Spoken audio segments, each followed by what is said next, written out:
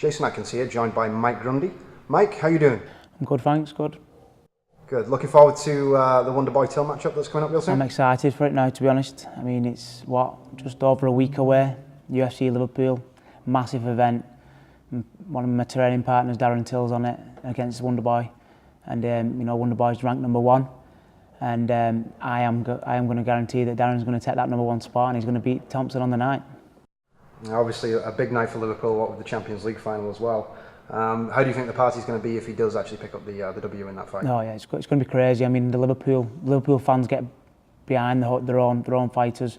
It's a very fighting city, you know, from boxing backgrounds, karate backgrounds, and they've done a lot of Thai boxing in that city. And they love fighting. And Darren Till's the main man now. He's got UFC to Liverpool. So it's a massive achievement for our gym team, Kaobon and himself. And after the after party, I'm sure it's going to be a good night. Now, of course, Mike, you're not just Darren Till's training partner. You're a well-accomplished fighter yourself. What have you got going on at the moment? I mean, you've obviously you've attained some notoriety yourself. There's been the talk of UFC contracts and maybe appearing on some of the UK cards that have been coming up. How are you feeling about your prospects moving forward? I've not fought for probably about 6 months now. Last time I fought was in Brazil, where I won a belt on quite a decent show over there. I beat a guy who was a tough finalist, and he's fought in the UFC. He fought Gray Maynard in the UFC, took him to a decision, actually won the first round. So he was a decent fighter, and I managed to win this kid on a decision. So I've not fought since that, due to a lot of UK shows coming up with UFC shows, and trying to get late pullouts or trying to get onto the UFC. And obviously, I wanted to try and get on the UFC Liverpool card, which is not long away now, but it's not seeming to happen right now. But I mean, hopefully if there's a pullout around this area, then we can jump in and I can still get it. We'll talk more about the Fernando Bruno fight in a moment. Obviously, you briefly mentioned it there, talk about the UFC and such. Are you finding it frustrating to be at the level that you're at, where you're obviously sort of that upper echelon of the UK scene, but yet to get that notoriety worldwide? Yeah, it is very frustrating, but I suppose you just got to remain positive, keep training hard. You've got training partners who's in the UFC, and you've got to make sure you're positive for them and training hard with them. But when you see in the UFC there every other day with the cameras and all these sponsors coming in with the cameras and stuff, you kind of want to be in that position. And it's only around the corner, I suppose. How long can they deny me? I'm going to across the world and beating the best in their countries, so they can't deny me for much longer, really. So Mike, coming off the back of the Aspera FC 58 victory, you've got a new fight to announce. It's going to be over in Japan, Pacrase. Would you like to tell everybody what's going on over there? Yeah, we've got the contract through, and we're going to be fighting in a 4-man tournament, which is going to lead me to get the belt, which is what I'm excited about. And we've got an opponent through, is Hiroshi Tanata, which I think I'm pronouncing his name right, but that's the best I can do. But yeah, we've got a fight August 5th in Japan on Pacrase in Tokyo, and I'm excited to go out there again and dominate a fight. Last time I went, I had a good result, dominated the 2-weight world champion, and I'll be going out there again and doing the same. So I'll go out there and I'll get the win. I should come back, and then I'll go back again and fight for the belt. So I'll be getting the Pacrase title very soon. Tanaka, obviously, he has some decent experience. He's more of a stand and bang fighter. He's coming off a loss at Pacrase 290. Do you think that makes him more dangerous or less dangerous? Depends how he takes the loss, I suppose. He seems like he's lost 5, I think it is. So he's had a few losses and he's come back from them. So we'll see how he comes back from that. But I ain't no mug. I'm ready to fight, and I'm not no stranger to going out to Japan and beating world champions. So bring it on. And still, the goal is ultimately UFC, or? The goal's still getting to the UFC, and this is just a stepping stone to get into the UFC. It's going to be on UFC Fight Pass for everyone to watch here in UK, and that's nice because it's for my family and friends to see. But yeah, the ultimate goal is to get to the UFC, and I'm sure this is going to be stepping stone to get there, really. Very true, very true. Now, obviously, coming off the back of that FC 58 victory, which was 6 months ago, do you have any fears of sort of cage rust coming up?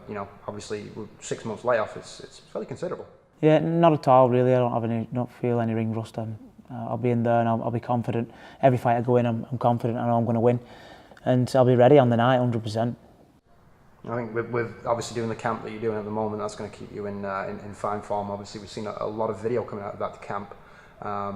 It does seem like you're pretty much fighting over those. Is that the sort of Team Kaobon ethos? Training's tough, you know. I mean, when I fought in Japan, I know 3 weeks I wanted to just fight because I wanted a week off.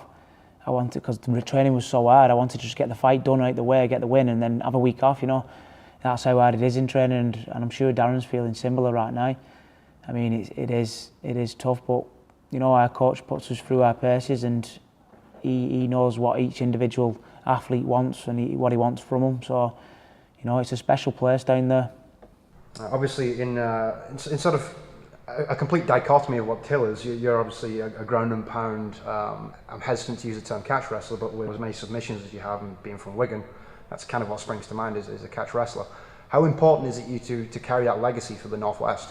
It's important, you know. I mean, especially being from Wigan and where it all kind of evolved. Catch wrestling, Lancashire wrestling, where it was called back in the days. But you know, I mean, I've wrestled since I was 6 years old.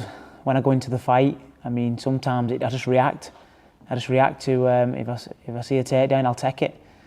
But I suppose, you know, everyone. This is MMA, and there's so many ways you can win, and mine is generally going to be wrestling and submitting and ground and pound, really.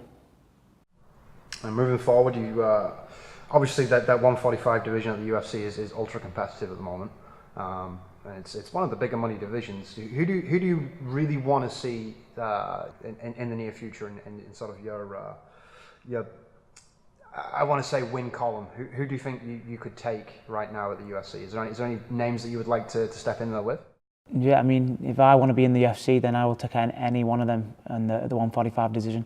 If I want to take that step and get into the UFC, I've got to be prepared to fight the champion tomorrow, and that's the way I look at it.